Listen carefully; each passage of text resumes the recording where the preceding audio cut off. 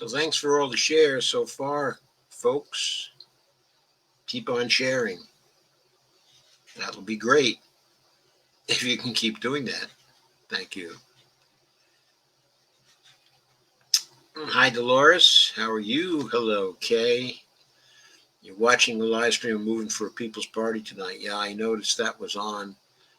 Sent me a note, said it was 8:30. Of course, I couldn't do it because I had to prepare for this one.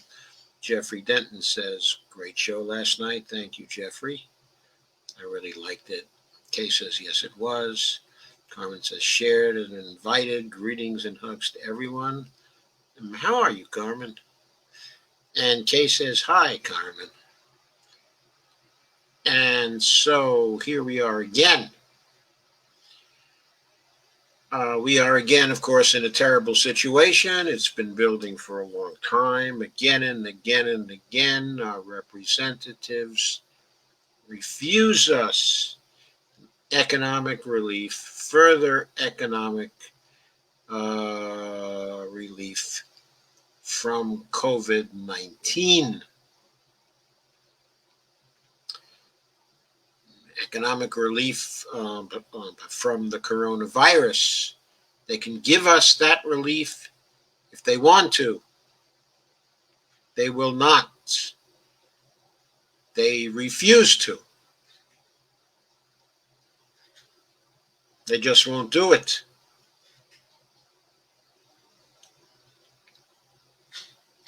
So, what is the political situation? Here's an analysis by Robert Kuttner at the Prospect. And I'm going to share that with you and we'll go through it. Not in too much detail, I don't think. Okay, tonight. Okay, there it is. Nice graphic of a bunch of pills on a shelf. And maybe one or more of them is a poison pill. And this piece focuses on McConnell and Mnuchin, who Kuttner views as playing an entirely cynical game on desperately needed COVID relief. The game is to offer competing proposals that are unacceptable to each other as well as to Democrats. Well, that's certainly what the latest thing is that's happening. Of course, you know about the bipartisan Gang of Eight came up with a $908 billion stopgap relief measure. And McConnell, of course, commented and said, hey, there isn't a blanket immunity shield for all corporations here. I want a blanket immunity shield for them no matter how recklessly they put their workers at risk. I want blanket immunity for the meat packers, for the nursing homes, for the Amazon warehouses, for all the businesses, so workers can't sue if the businesses are negligent and as a result they get sick from COVID. So McConnell objected on those grounds. And then Mnuchin came in and he proposed a different bill. His bill had a slightly larger price tag of $916 billion. He decided to slash the unemployment benefits in the Gang of Eight bill. Now, the unemployment benefits in the Gang of Eight bill were little enough, only $300 extra a week, okay, of plus up for 4 months. But hey, at least that's $1,200 a month or more, $4,800 over 4 months. It is something. So Mnuchin cuts that out. And in turn, his bill offers people a $600 stimulus check. He wants the unemployed to trade a $600 stimulus check for $4,800 in unemployed benefits.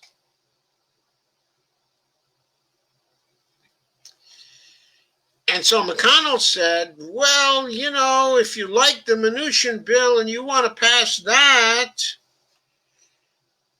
we'd be happy to say okay to that, and we'd no longer insist on the immunity shield.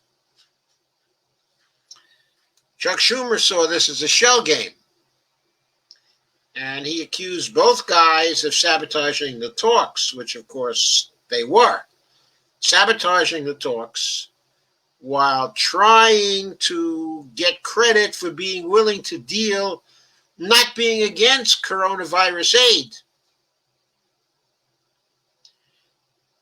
He faced the Democrats with a strategic choice here.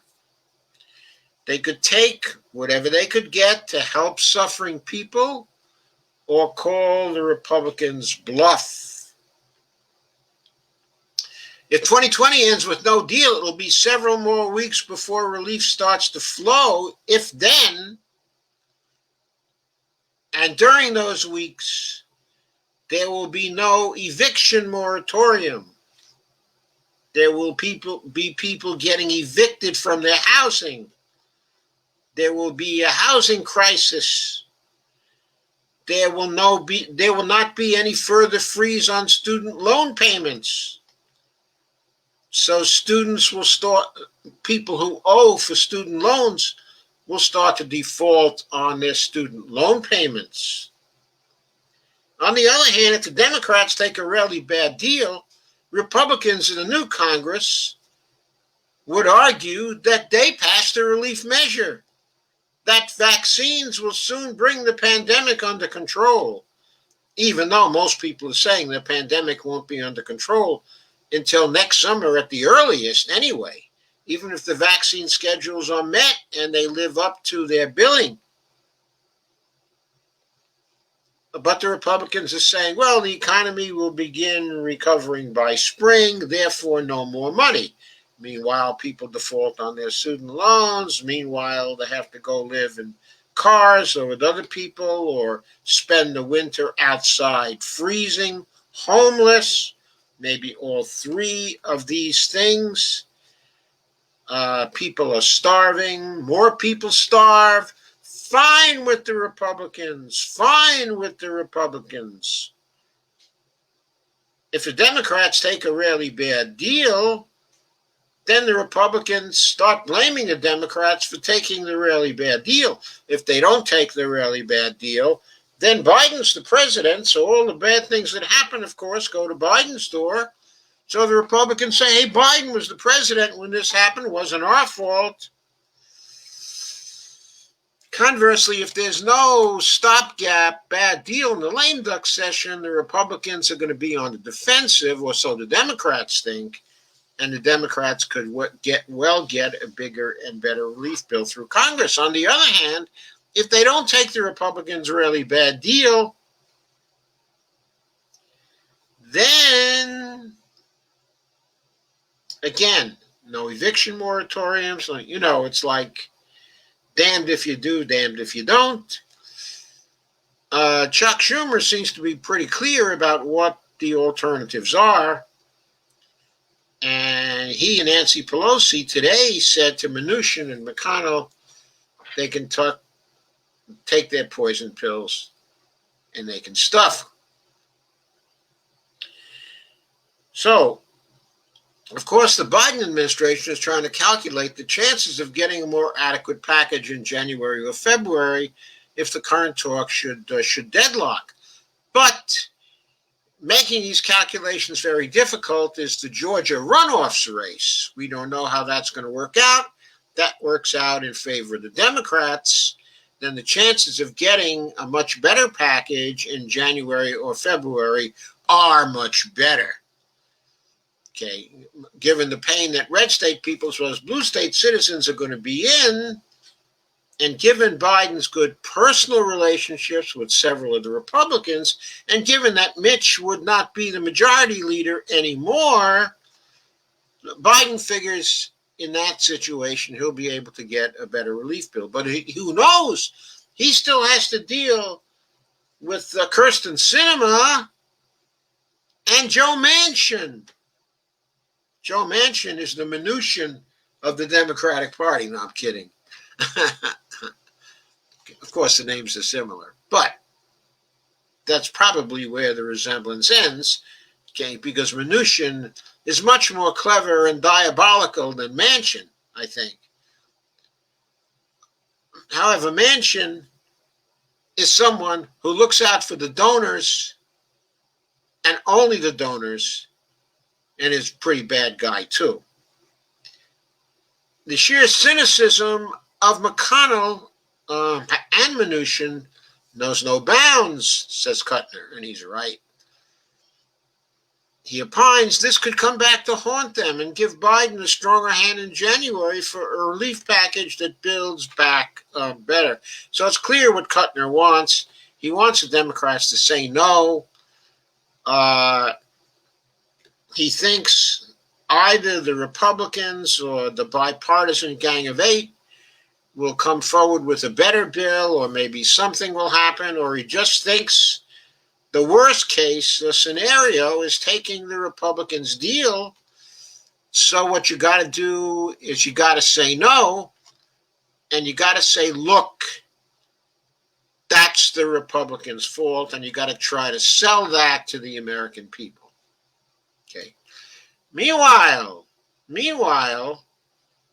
there is Bernie Sanders and Josh Hawley there in the background.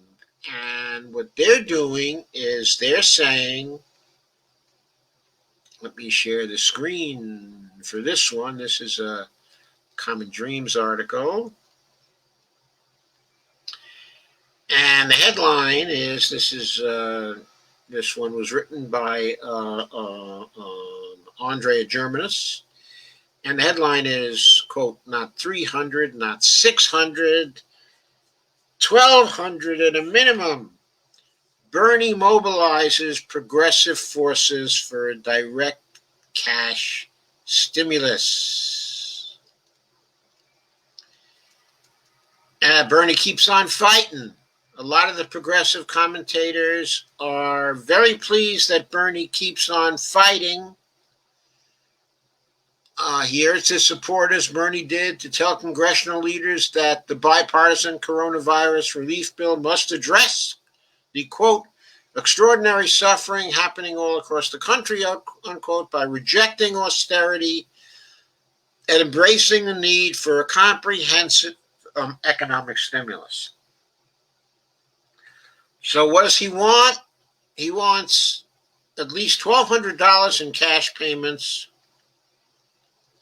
and extending supplemental unemployment benefits and sufficient aid for cities and states, and extending supplemental unemployment benefits, from Bernie's point of view, would be restoring the $600 a week in unemployment benefits and letting that go on, and of course having the eviction moratorium and having the moratorium on collections of student loan debt, while, of course, he would urge Joe Biden to forgive the student loan debt by using an executive order.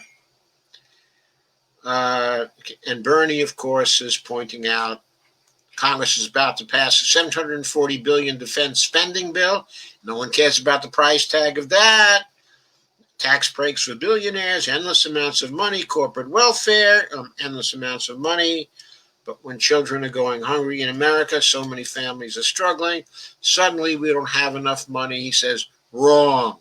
Well, I got to point out to him, it's not only the children who are going hungry in America, but their parents are going hungry too. Whole families are looking for food and are going hungry.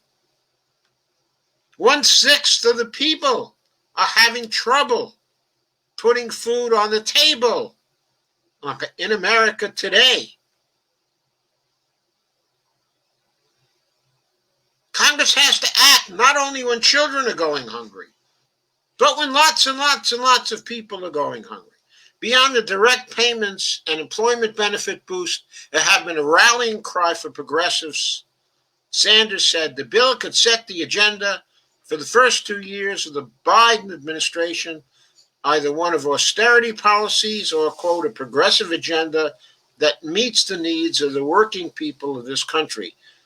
I don't see how this lame duck bill could set it exactly. After all, the Biden presidency hasn't started yet, and the Biden Congress would not be in as well. So I don't see why this bill could set the agenda for the first 2 years of the administration of Joe Biden. But it could certainly get Americans some of the relief they need now, and maybe Biden could then move to try to pass further relief bills, further stimulus bills, if he could get by Sinema and Joe Manchin and some of the other centrists that we see in the Senate on the Democratic side.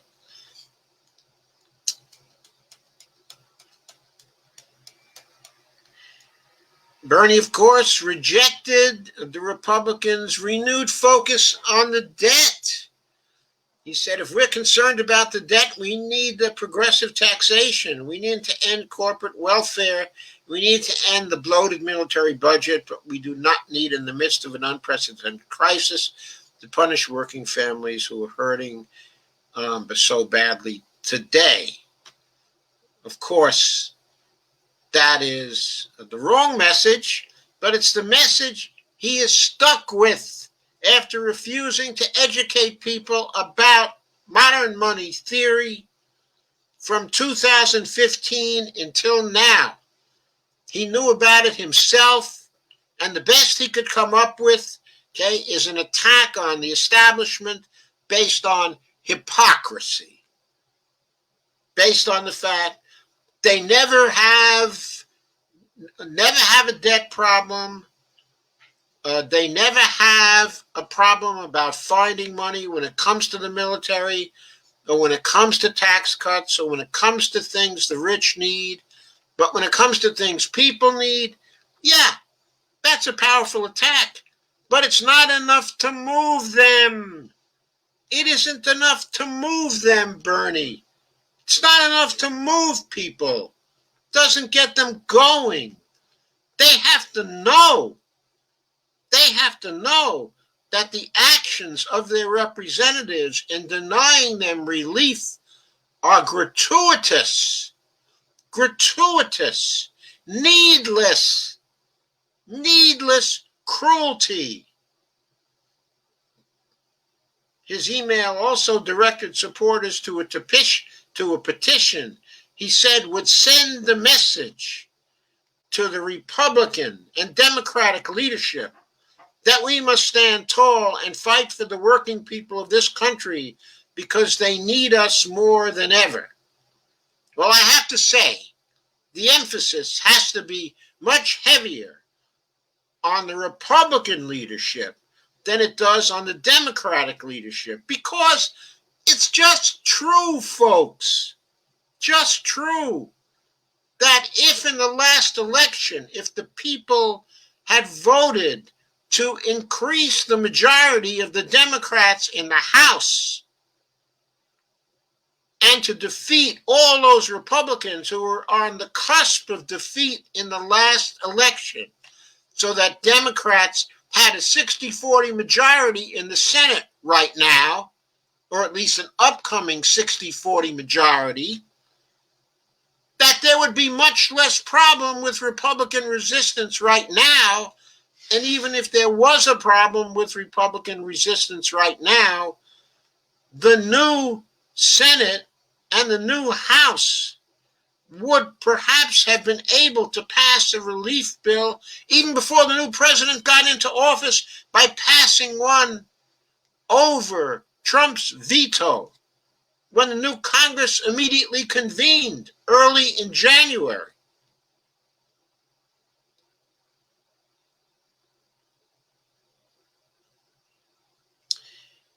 So the demands, came the same day Sanders gave a speech on the Senate floor urging the body not to adjourn without sufficiently acting to remedy the economic desperation facing tens of millions of working families. He pointed to the CARES Act, saying the measure went a long way toward preventing misery and the destitution of so many of our people. But given that the crisis is worse today than it was in March, why are we not responding accordingly? We are not responding accordingly because when the people went to vote in November, the people did not punish their representatives sufficiently for not voting further relief over the summer. There was a bill on the table.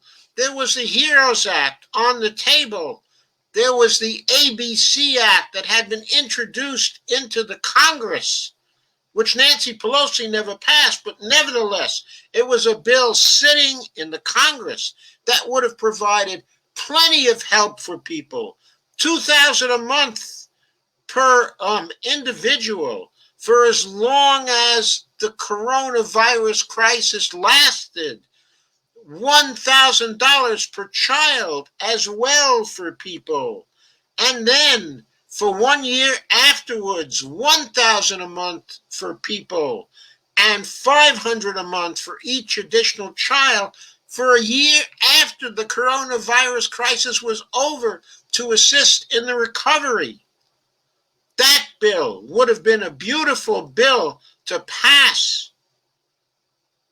Of course, it wasn't passed by Pelosi. She couldn't even get the HEROES Act passed. Why? That wasn't her fault. She passed the HEROES Act. She might have been more strategic and might have been better. She might have run an active campaign for the HEROES Act all summer, bitterly condemning Mitch and the Republicans for blocking it again and again and again, and carried out the campaign. As the elections were coming up, she might have directed Democratic fundraising and Democratic campaigning to doing that, as well as to complaining about Trump and talking to people about how terrible Trump was. She might have run on a positive agenda, yes. I certainly think so.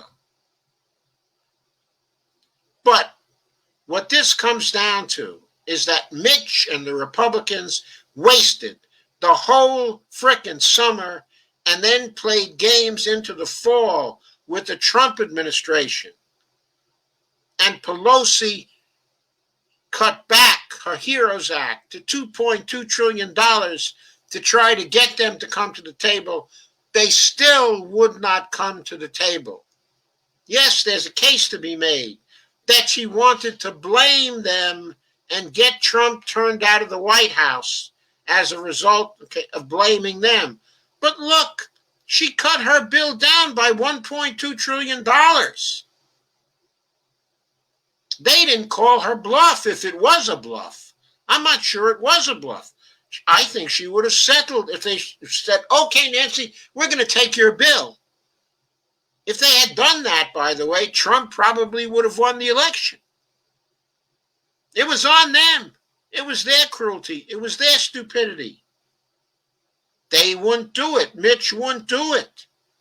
Trump didn't have the wit to force Mitch to do it, which he could have done, as I've said so many times, by withdrawing the Amy Coney Barrett nomination and telling Mitch he doesn't get that nomination until Nancy Pelosi and Trump get their relief bill. By the way, the Automatic Booster Community Act, the ABC Act, would have gotten those people checks of $2,000 a month. Every check having $2,000 a month would have had Trump's signature on it. This idiot never found out about that bill. He never moved to pass it. It would have given him what he wanted. Checks going to people with his name on it. Until the coronavirus crisis was over and for a year thereafter. Bernie says, to get out of Washington, turn our backs on the suffering of so many of our people would be immoral, would be unconscionable, and cannot be allowed to happen. It was immoral and unconscionable and should not have been allowed to happen when it happened this summer, Bernie. Where were you then? You were too busy campaigning for Joe Biden. Bernie says, yesterday alone, over 3,000 died from this horrific virus. The working class of this country is in the worst financial shape since the Great Depression of the 1930s. The American people need help now, he says, now. And he drew attention to the inequality in the country. And so what is he doing? This huge, huge problem. What is he asking for? He is asking for $1,200 in direct payments and $500 for their children. He's not asking like Rashida asked for $2,000 in direct payments every single month and $1,000 for their children. No, he's willing to compromise on $1,200. They don't think it's a compromise. They think it's an extreme demand. An extreme demand. So look, what do the American people want if they had their druthers? I'll bet they would rather have the ABC Act than all these particular shenanigans. All this complicated stuff that the Gang of Eight, compromising, put this in, have a framework, do this, do that, make public statements in front of Congress. Why is this going on now? Why is this happening now? Because people will not take matters into their own hands. They will not punish when they have the chance to punish. Why did not the people of Kentucky vote Mitch McConnell out? I know Amy McGrath was a terrible candidate. She certainly was. But Mitch was the terrible incumbent, blocking stimulus checks for people, blocking aid for people, leading a party that again and again insisted on giving no aid as the situation got worse and worse. As unemployment benefits expired, the $600 plus up expired on July 31st. Where was the extension? Where were the people lobbying their congressmen for an extension? Where were the people going to congressional offices and saying to them, comply with what we want, or we will beat you in 2020. That's it. We don't want to hear any BS. We don't want to hear any talk about fiscal responsibility. We don't want to hear anything about your nonsense theories about whether there are incentives to go back to work or there are not incentives to go back to work. We know that you can create the money to provide us with $2,000 a month for each individual for the duration of this crisis. We know that. We know you can provide $1,000 a month for each of our children. We know that. You cannot BS us. We're demanding that you pass this. If you don't comply, we will beat you in 2020. A movement like that should have started. People should have taken it seriously. They should have gone to their congresspeople and their senators and said, comply or we will beat you in 2020. It should have been a hashtag, comply or we will beat you in 2020. Well, I got news for everybody. It isn't too late. It isn't entirely too late. We need people to organize now and to put together a movement which will say to these so-called representatives of ours who never represent us, who always represent the donor class. We need a movement that says to them, $2,000 a month for the duration of the crisis, $1,000 a month per child. After the crisis is over, $1,000 a month for each of us, $500 a month for each of our children. Comply, or we will beat you in 2022. It needs to be the comply or we will beat you in 2022 movement. And that movement has to be firm. It has to go to the polls in 2022.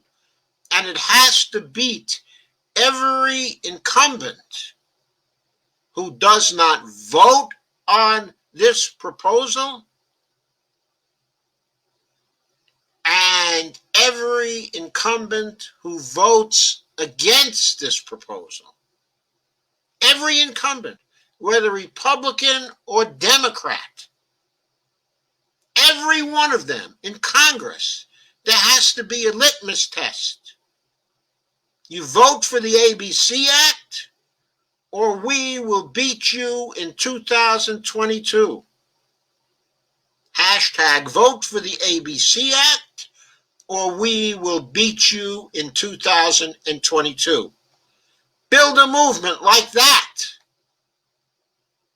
and you will get your ABC Act. You will get enough money to get through this crisis and get to a place where the economy has recovered. That is the key, but you've got to have that. You've got to have that movement. The movement that says comply or we will beat you in 2022. Never doubt it. Comply or we will beat you in 2022. That's what I have to say today. The floor is open for you right now.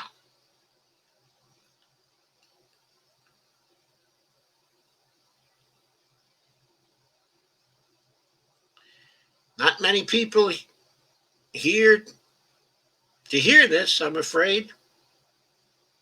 Too bad. And McConnell needs to go. Bernie is still fighting in the Senate. Yeah, McConnell needs to go, but how is he going to go now? He just got reelected for another 6 years. If he stays healthy, he's not going anywhere. Now, you could elect, a majority of Democrats. They could have done that, and he wouldn't be the majority leader anymore. If he lost badly enough, he might not even be the minority leader. If he had lost so that the new Democratic majority was 60-40 or 61-39, the Republicans probably would have replaced him. But he wasn't punished by the voters in Kentucky. And the Republicans weren't punished sufficiently by the voters around the country. At most, the end result of this is going to be that Democrats gain 3 seats. And that would only be the case if they win both of the runoffs in Georgia. The American people did not punish when they had the chance to punish. They did not hold them accountable when they had the chance to hold them accountable. They did not do it. The American people never hold their representatives accountable. That's why they are not our representatives. I know all the arguments why they don't hold people accountable. There's the propaganda. They control the media. The media's on their side. People are too busy holding things together, holding body and soul together. They have no time to pay attention to politics. Look, their lives are at stake. Our lives are in their hands right now. And it's because the American people will not hold them accountable. That's why. That's what's happening. That's what has happened. As hard as it is to demand that the people hold them accountable, it's still true that if this is going to end,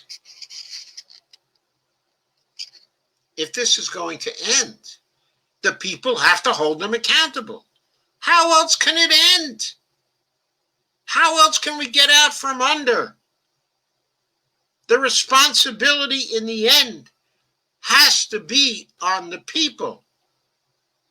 We can rant and rave at Mitch McConnell. We can rant and rave at Nancy Pelosi or Chuck Schumer or all the other people who betray us. We can complain about how Bernie should have done this or should have done that. But ultimately, we have the vote. Even though voting is rigged to some degree, even though there's voter suppression, we still have the vote. There were enough of votes to have a bloodbath of the Republicans this year. There was no bloodbath. That's on the people, ultimately. The failure of the people to see that their bigger enemies were the Republicans. Their bigger enemies were the Republicans. Believe me, if there had been a bloodbath of the Republicans this year, the fear of God would have been put into all of those people. We'd probably be looking at a big relief bill even now. When people go on and say, well, why did the Republicans lose so big? Why was there such a slaughter? And people said to them, they denied us a relief bill over the whole summer. They wasted the summer. They wouldn't vote for a relief bill. They allowed the unemployment, the extra unemployment plus up to expire. They did that throughout the whole summer. That's why we voted them out of office. You think the fear of God wouldn't be in both the Republicans and the Democrats after that kind of thing had happened? If people had walked into those voting booths and said, I'm not taking this anymore. I'm not taking this anymore. Everybody said that. Said, I'm going to take the party that's in power now, and I'm going to get rid of the suckers. All of them. That's what was needed. Kay says Bernie is still fighting in the Senate, if you call that fighting. He's getting up and he's talking about what people need. He's not saying what's going to happen to the Republicans if they don't comply. He's not leading a movement to get rid of all of the Republicans. He's not leading a movement to get rid of all the Democrats who betray the people constantly, is he? He's staying in the Democratic Party, playing nice. Carmen says, and McConnell had that condition in there for the longest. I don't know why KDP waited so long to pull back the curtain, but I appreciate that she finally did expose McConnell's cruelty. Yes, I appreciate that, but I don't know why she waited so long. Carmen says, meaning federal housing, right? Because everyone around here has already been evicted or in the process. Oh, I didn't know that. Kay says people are getting evicted everywhere already, Carmen. Bonnie says, hi, everyone. Carmen says, I think the Republicans are also waiting on COVID vaccinations, bringing rapid recovery and workers by rushing back to work so they can credit for that. Hence, righteously claiming austerity and no more economic recovery for us. Yeah, I think so too. Taking credit for that correction. Hi, Mrs. Firestone, says Carmen. Steve says, three stimulus Monty. Kay says, hi, Bonnie. Carmen says, seems to be unusually cold this year. I don't see how anyone has the heart to evict people. Kay says, there's no heart in this society anymore. Exactly, Kay. Bonnie and I just were talking about that today. The immense cruelty that we see all around us. Bonnie says hi. Carmen says because the government has us fight over scraps, fight with each other over scraps, when we have a monetarily sovereign government that can create the money people need to stay afloat. The money can be created with trillion-dollar coins. It can be created with overt congressional financing. It can be created by removing the debt ceiling, if they want to do that. Kay says, exactly, most of my adult life. Carmen says, yeah, Bernie shot himself in the foot with the same old tax and spend narrative. He stopped progress. Yeah, he did, and he's still doing it. He can't get away from the tax and spend narrative. He can't free up people's minds to think about what the government can actually do. I mean, do you think if by now all these people believed that the power to create money was in the hands of the government, that the kind of movement I've been talking about would not have already materialized over the summer? People were out on the streets for all kinds of things over the summer. They would have been out on the street for the ABC Act if they knew about how the government could create money. But no, Bernie decided not to educate people during the 2016 campaign. He decided not to educate people in the 4 years since. He decided not to educate people in the 2020 campaign. Kay says, the old hippie days of my youth are gone decades ago. Carmen says, narrative, sorry, crappy phone. Carmen says, biting my nails, I need an anxiety snack.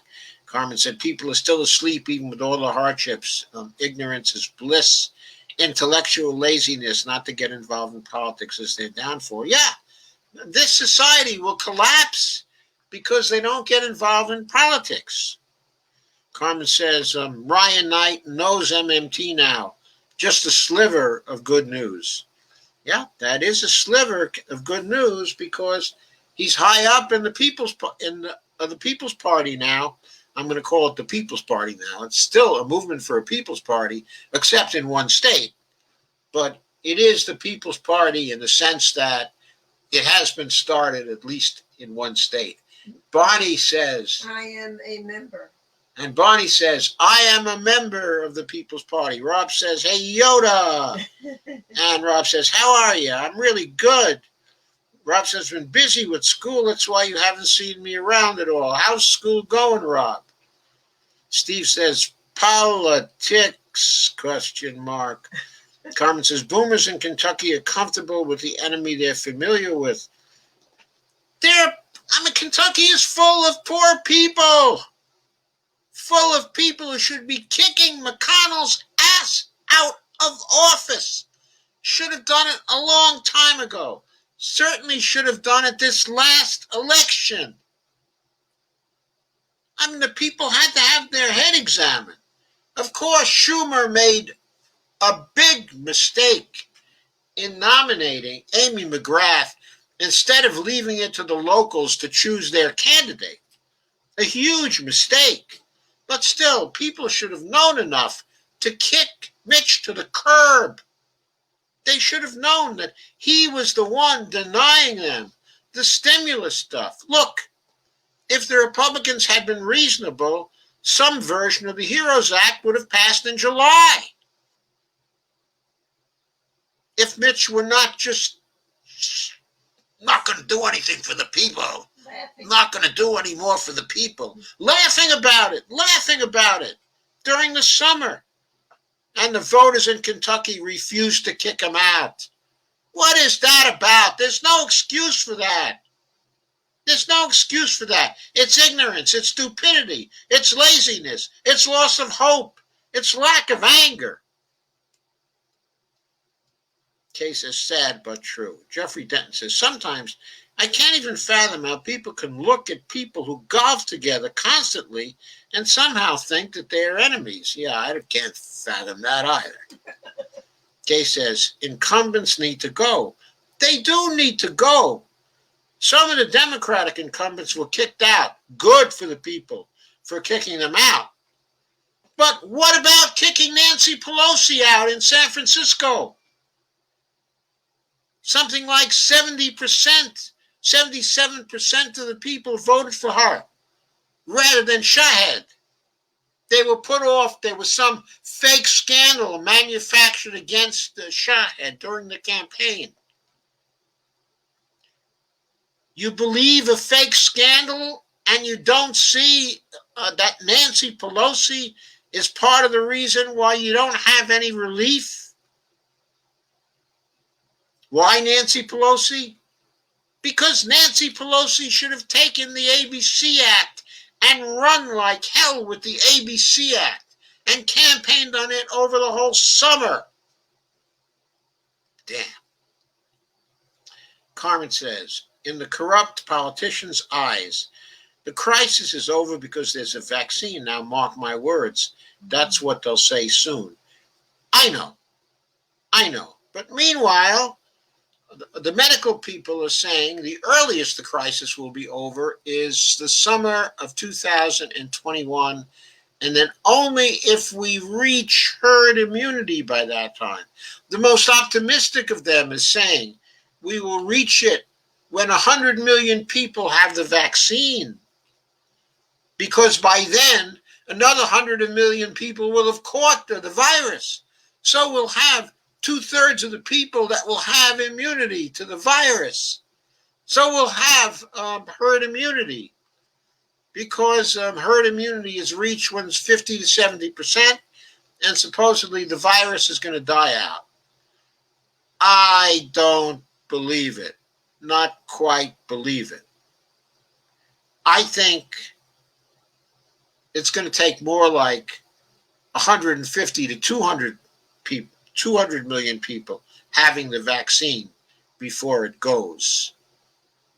I just have this feeling, well, I don't have a scientific estimate about how many people are going to take the vaccine.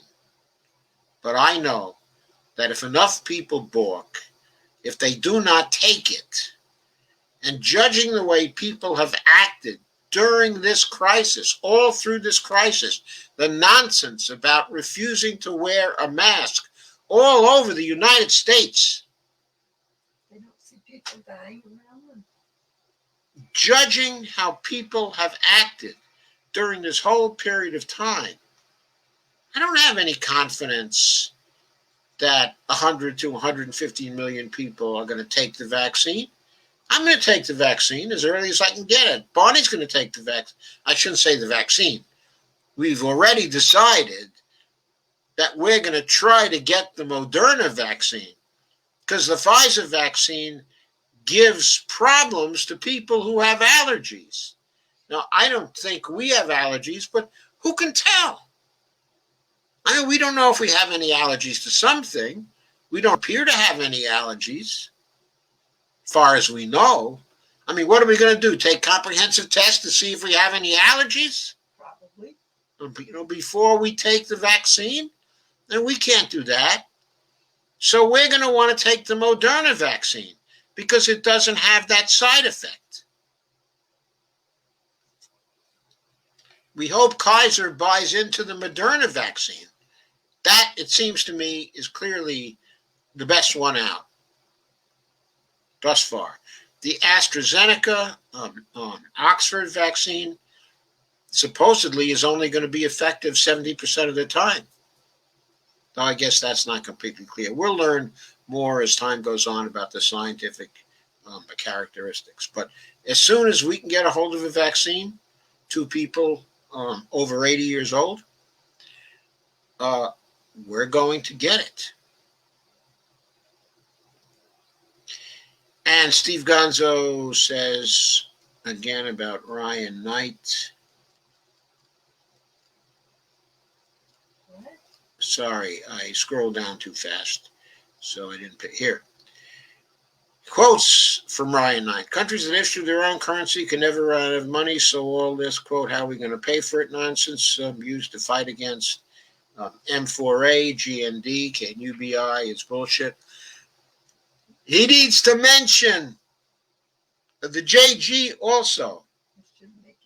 We have enough money for everyone in this country to live a dignified life. Hashtag MMT. Well, I've said this so many times since 2010 that you would have a hard time counting it. So many times, so many blogs, so many live streams, so many comments, so many books said the same thing.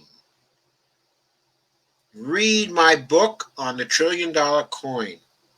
That's the book that's entitled Fixing the Debt Without Breaking America. Rob says, Carmen Muniz, hey Carmen, Ryan knows MMT, that's cool. Kay says, maybe if Nina makes it to Congress, she can make changes. I sure hope so. Well, one thing she will probably do is educate people. Yeah. She'll probably talk up MMT because she knows MMT. She'll talk it up. She won't be afraid like Bernie has been afraid. Hello, somebody. Carmen says, well stated. One reason I don't want weed to be legalized. People don't want to use it for expansion.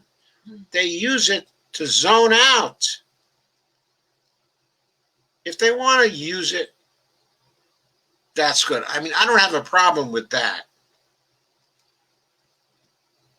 Rob says, but Yoda, the responsibility to hold politicians accountable. Okay, but Americans want a mommy and a daddy to tuck them in, have a warm bottle ready, and a nice bedtime story. They're gonna do that outside in the snow. That may be what we want, but we also, as you say, have the responsibility to hold politicians accountable. And until we start holding them accountable in just the way I stated, we're not going to get changes. We're not going to get changes.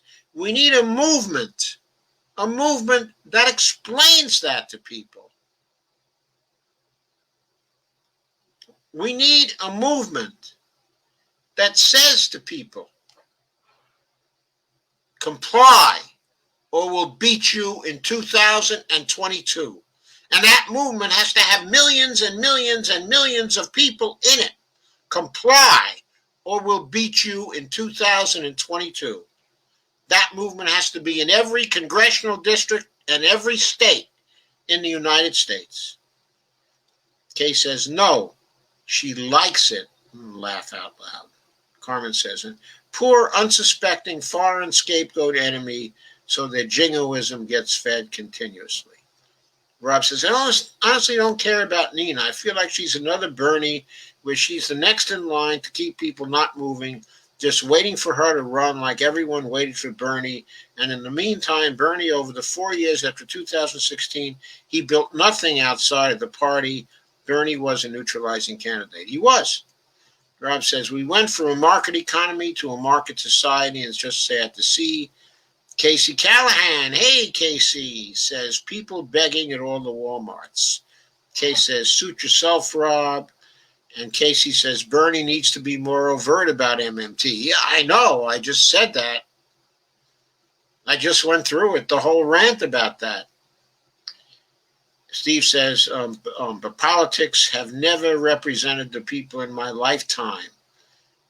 It's been closer, though. It's been closer. Closer. When Jimmy Carter was beaten in 1980,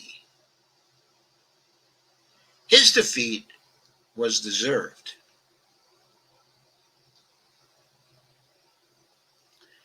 It was deserved because he didn't offer a sufficient amount of hope.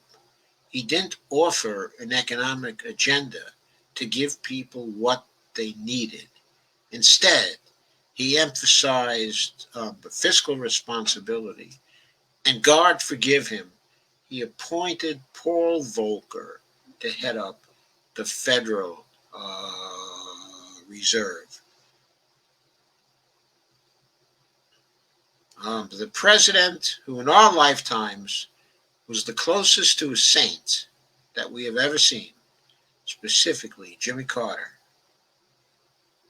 kicked off the fiscal responsibility baloney sausage. Well, actually, it was Nixon who kicked it off. But Carter fully embraced it. Fully embraced it. Carmen says, if Nina knows MMT, she may just be the one that has no more fucks to give. Not sure I got that one. Kay says they should have backed the other Dem that ran instead of Amy McGrath. Yeah, they almost did vote for Charlie Booker. He almost beat Amy McGrath. In the end, though, she had too much money for him. She was able to raise a lot of money. I think that she had something like 10 times the money he had. He came very close, though. I think he came, if I recall correctly, he came within 6 points in the primary. If he had beaten her, I think he would have beaten Mitch because the Democratic money would have started flowing into him. And he would have had enough money to get his message out. And that was the message that could have beaten Mitch. Rob said nothing passed because Nancy didn't want Trump. Nothing. I'm not talking about nothing passed. Nancy Pelosi produced a HEROES Act. The HEROES Act had a lot of baloney in it. But if the Republicans had wanted to pass something, they could have bargained with her on it. And they could have gotten a bill that would have given relief. Mitch didn't want a bill. Nancy Pelosi came back later, cut $1.2 trillion out of her bill. The $1.2 trillion worth of bullshit. That's what she cut out of the bill. $500 billion of that $1.2 trillion was money for lobbyists. She cut that out of the bill.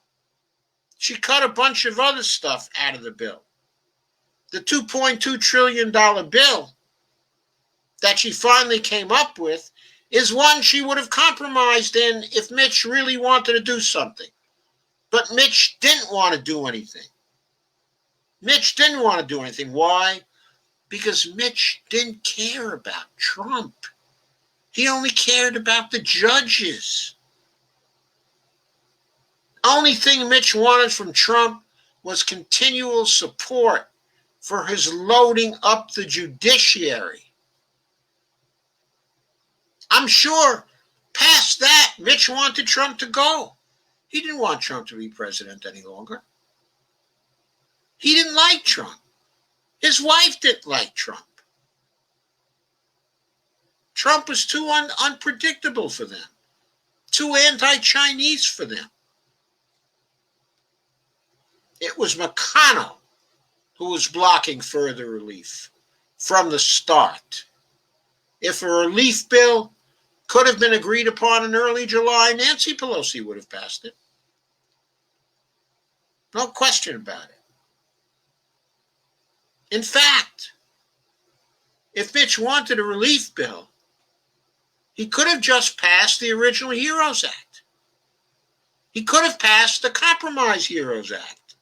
It wasn't Nancy Pelosi's fault that he didn't pass the Compromise HEROES Act.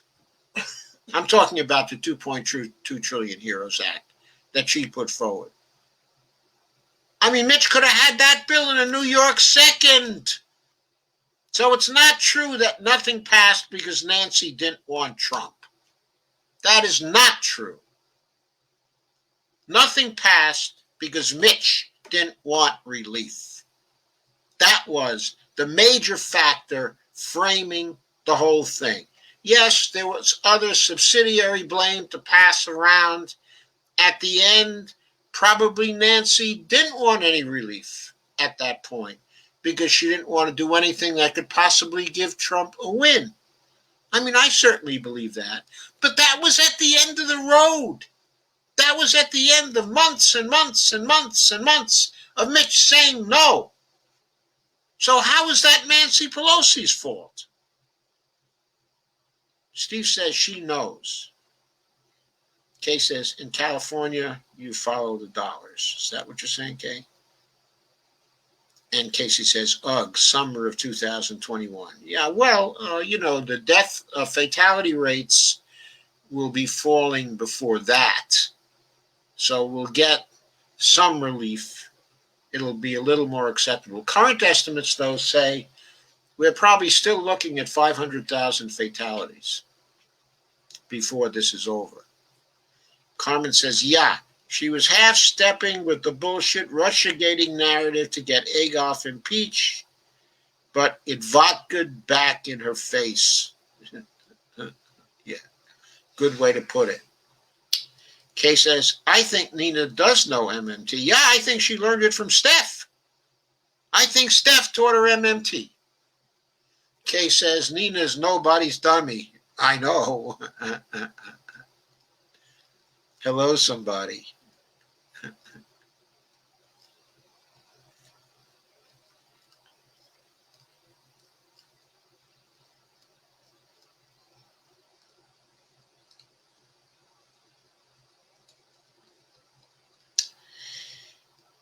And Carmen says, one good thing, the flu is down because of masks, unless that's propaganda too. No, it may well be down because of masks. Why wouldn't it be? And Kay says, yes, I like the Moderna vaccine too. Kay says, the older I get, the more allergies I get. And Carmen says, you can probably live with the AstraZeneca vaccine if you have O positive blood.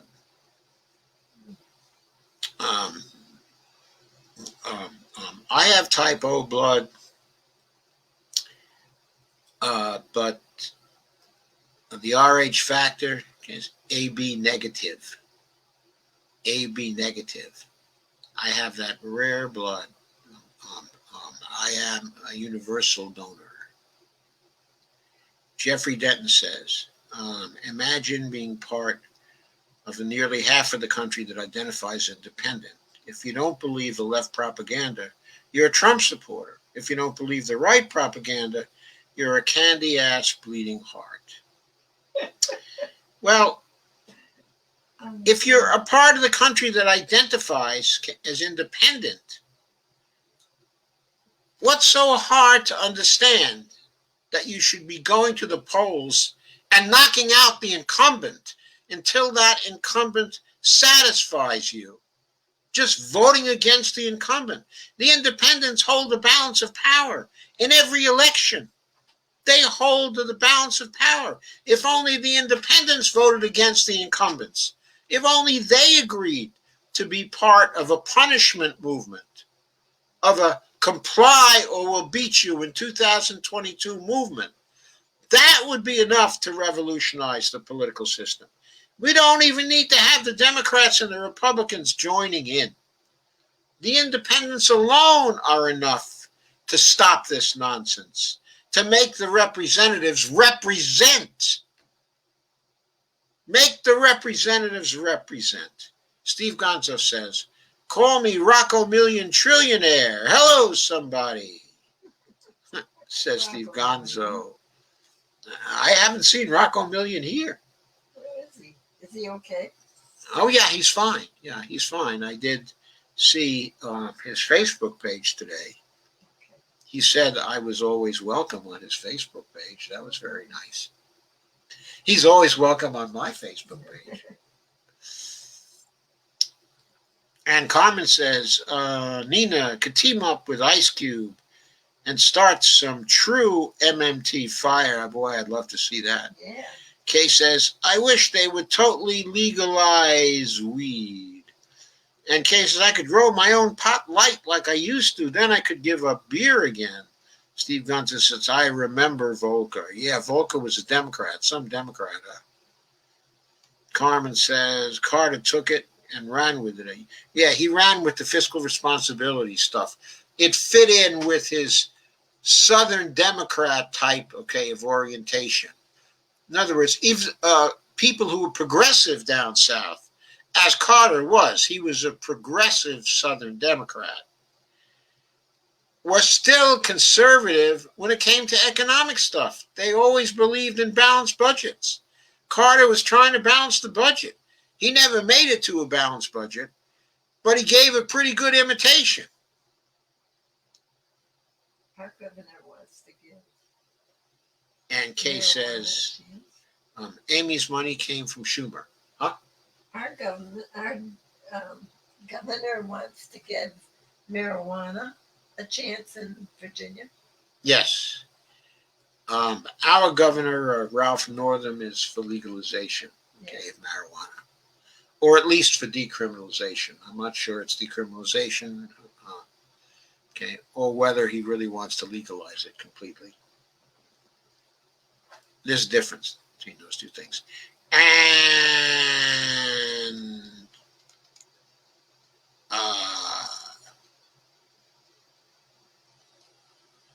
Kay says, Amy's money came from Schumer. Carmen says, at this point, maybe we should just send our vibes to beckon the ETs. Yeah, the ETs. You missed my comment where I started with, I don't want to be a negative Nancy. Can read it. I may have missed the comment. Sometimes I don't see all the comments here. I'm looking at this in the interface provided by StreamYard, and sometimes it misses some of the comment stream on Facebook. I don't know why that is. But if I don't want the Facebook page on echoing feedbacks here, I have to be careful. So what I do is after the initial sharing, I close down the Facebook page. I close down Facebook, okay, entirely, and I just handle the stream through the StreamYard interface. Kay says, Nina's in a district above mine.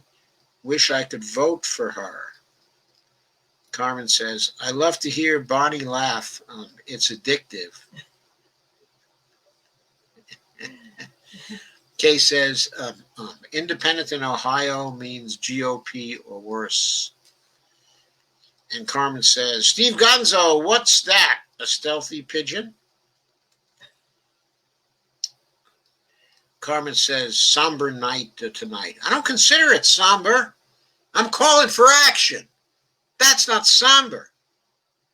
I'm calling for going out there. I'm calling for organizing that movement. The movement that says comply or we'll beat you in 2022. It practically rhymes. You can make a song out of it. Yeah, you can make a hashtag out of it. Comply or we'll beat you in 2022. Anyway, has anybody got any questions about short takes that have so far appeared this week? Has anybody got any questions about some of the other topics I've handled this week? Any further discussion about last night's live stream? That went so well. At least I think it went well. Kay says, Joe is wired up tonight. Go Joe. Yeah, what basically got me wired up is that I just see these negotiations, and they make me so angry. When I saw Romney get up there and say, I really hate debt. I don't like deficits. I really like fiscal responsibility. But we have to do something for the American people. All I can think of is, I don't want to hear that bullshit anymore. There's no problem with the level of the debt. There's no problem with the debt to GDP ratio. It does not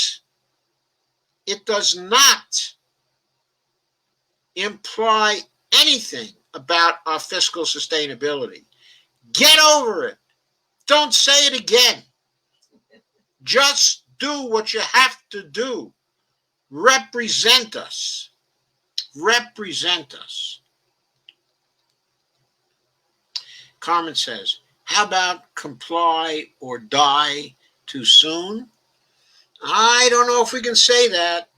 It will be misinterpreted. We don't want it to be misinterpreted. If you say comply or we'll beat you in 2022, the reference to 2022 is clearly a reference to the election of 2022. So it's solely within the norms of democracy. If you need our vote, comply. And Rob said, how's that corporate immunity coming? It's not coming well. Mitch keeps on coming back to it. Kay says, love the short takes I've seen. I loved the last night's show. Thank you, Kay.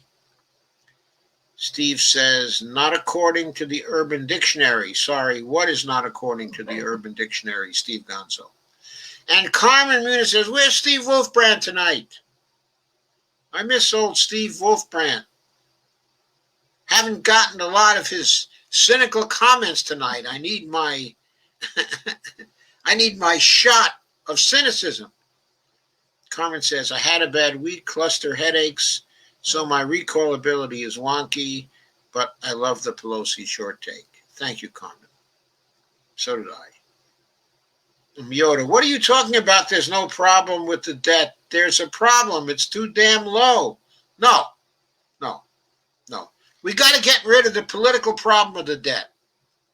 That means we got to get rid of the debt. I mean, look, they've been trying for years to get people to understand that since the debt is no problem, we can just have more debt. The best way to make them understand that the debt is no problem is to pay off the frickin' debt. We can do that with trillion-dollar coins and overt congressional financing and not hurt the economy one bit. We can fix the debt without breaking America. That is what we need to do. By fix the debt, I mean take the issue off the table. By take the issue off the table, I mean repay the debt as it falls due over 30 years. By the end of 6 months, people will realize we are repaying the debt as it falls due, that there's absolutely no problem, that we're doing it through overt congressional financing or trillion-dollar coins. That's all she wrote. $100 trillion coin will put enough money into the Treasury spending account that all the debt can be paid over 30 years without even digging very much into the $100 trillion. There's $27 trillion worth of debt right now. A $100 trillion coin, that just covers 73 trillion of it. There's still 73 trillion left. That would be to take care of other deficit spending that occurred from time to time. And if that money ran out, we could just do another $100 trillion coin. If you don't like $100 trillion coins, we can do overt congressional financing. We know how to do it, Rob.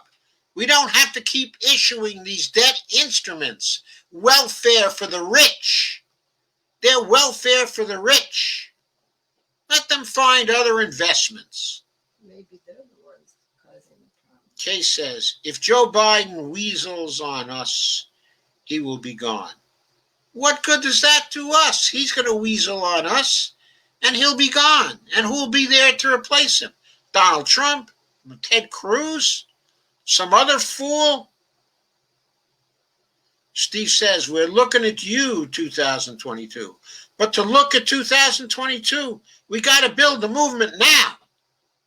So 2022, it's ready to get rid of them. We got to realize the key is getting rid of these incumbents. There's got to be like a clean sweep. It's got to be seen to be a bloodbath. They hate us. They got rid of 50% of us. They hate us. That's what has to be staring them in the face. That's what has to happen. That has to be the day of reckoning. They hate us. They have to know we do. They hate them for not representing us and for lying to us and for screwing us since 1975. 45 years, maybe longer. Carmen says, Mitch is hell-bent on the corporate immunity protests in order. Yeah, protests are in order. I think he'd get out enough votes for Democrats on that. He may be hell-bent on the corporate immunity, but if we fielded a movement right now that said comply or we'll beat you in 2022, no corporate immunity, Mitch would lose. People would vote against Mitch. They wouldn't hold the discipline. If they thought we were serious about beating them in 2022, they would not hold the discipline. Steve says, urban, stealthy, DIC pigeon. Okay. I'm not sure what that is. Steve Gonzo, you've got me again. You got to educate me again about that. Carmen says, how about we're not looking at you, we're looking past you in 2022? Oh, that's good. No, I like that. no. It has to be comply or we beat you in 2022. Carmen says, I think this would be an excellent time to boycott because of Mitch's corporate protections fuckery. Comply or say goodbye. Yes, this would be an excellent time for an economic boycott of the corporations. Absolutely. We would want to have the corporations go to Mitch and say, cut out this corporate protections fuckery. They're boycotting us. We're losing money. Steve says, if the U.S. would just pay their bills. Now, the U.S. does pay its bills. Kay says, we will try to push Biden, but if it doesn't work, we're all screwed. You can push Biden with the strategy I stated, because when those polls show that the incumbents are all going to be beaten, Biden will be pushed. Or he'll get more tandem after. If the polls show that he's going to lose the Senate in 2022 if he doesn't comply, and that he's going to lose the House in 2022 if he doesn't comply, he will move. It will work. That's what will work. We have to have a movement that is unalterably opposed to the incumbents. Now, the Green Party or the People's Party can operate in parallel with this because they will present choices other than the incumbents.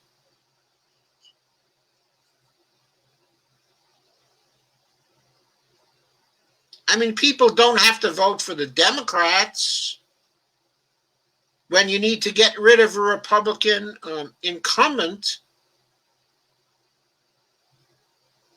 Maybe movements in particular districts can say, in this district, we're all going to vote for the People's Party, or all going to vote for the Green Party. I really don't care which. If we end up with both major parties gone, and the Green Party and the People's Party, the two existing major parties, that would be great. That would be great. Kay says, we'll try to push Biden. If he doesn't work, we're all screwed. Rob says, wait. I'm not saying for the Treasury to continue issuing securities equivalent to the annual deficit. I'm just saying in the current context, okay, the deficit is too low and the national debt is way too small. What I'm saying is the national debt is way too large because it's a political problem. I agree with you, the deficit is too small. What I've been suggesting would in no way shrink the deficit. As a matter of fact, that deficit would expand very, very substantially. But it's the debt that would be getting paid down. Remember, the deficit and the debt are two different things. Steve Gonzo says, oh, hashtag FU in 22. Yeah, that's pretty good. That's a good one. That's good. Comply or FU in 22. I still think I like hashtag comply or beat you in 22 better. And the reason for that is because it's not as ambiguous as FU in 22. FU in 22 is cuter. More direct. Is cuter and more insulting. But beat you in 22 is more precise. Carmen says, right, an economic boycott. Steve Gunso says, hashtag comply or we beat you in 22. Kay says, I already boycott the biggest ones. Carmen says, same. But folks who have a little money need to be clued in. Carmen, sadly, they don't want to hear it. But Dr. Joe, do you have on your house shoes? I have on sneakers. I have on my sneakers. I wear my sneakers most of the time. Indoors or outdoors. Carmen says, because they think corporations fund society. Well, that's what we have to teach them. That's what we have to teach them. What's the best way to teach them? Scare 'em. What's the best way to teach them? I'm not trying to scare you, Rob. The best way to teach them is to show them that trillion-dollar coins or overt congressional financing fund society. That's the way to teach them that corporations don't fund society. All corporations do is take money away from one part of society to give money to another part of society. And Rob says, I know, Yoda, did you forget that I know MMT? Don't scare me. No, I didn't forget that you know MMT. I know you know MMT. That's why I wonder why you just want to continue using the debt instruments. If you know MMT, you know we don't have to continue using debt instruments. maybe it's not whether you know MMT or not, but whether you know what's more effective, politics or not. It's more effective politics to get OCF or trillion-dollar coins into the mix and use them to get rid of the political debt problem. The key is that it's not a financial debt problem. It's a political debt problem. And the political debt problem is just as important in terms of its political implications. It's more important than any financial debt problem, because no financial debt problem exists, but a political debt problem exists. Kay says, I think it's just because it makes their own life easier. Steve says, hashtag OCF. Yes, indeed, Steve. Hashtag overt congressional financing or hashtag OCF. Absolutely. Hashtag OCF. Any more questions or comments, folks?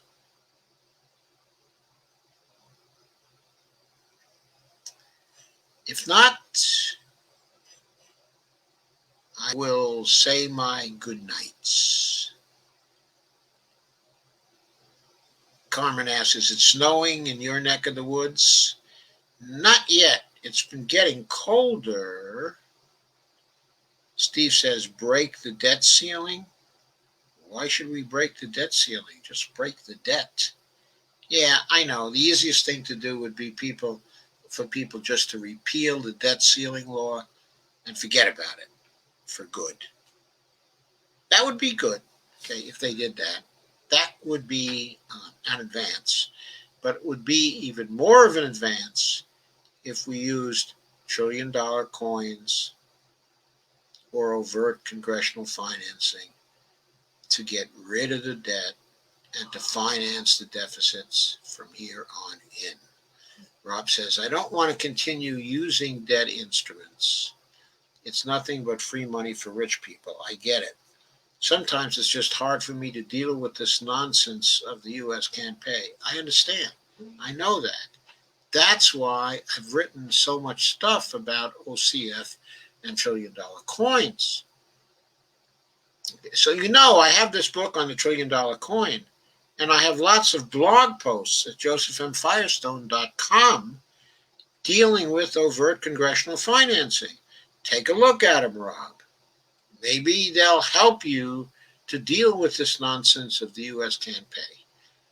So Dolores says, thank you and good night. Thank you, Dolores. Thank you for sharing. Carmen says, okay, have a pleasant evening, pleasant night. Thank you, Carmen. And good night, all. Okay, says, thank you for another great discussion.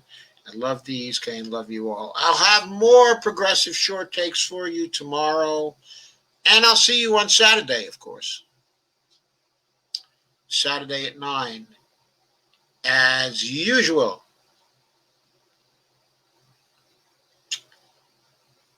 Okay, love you all. Bye.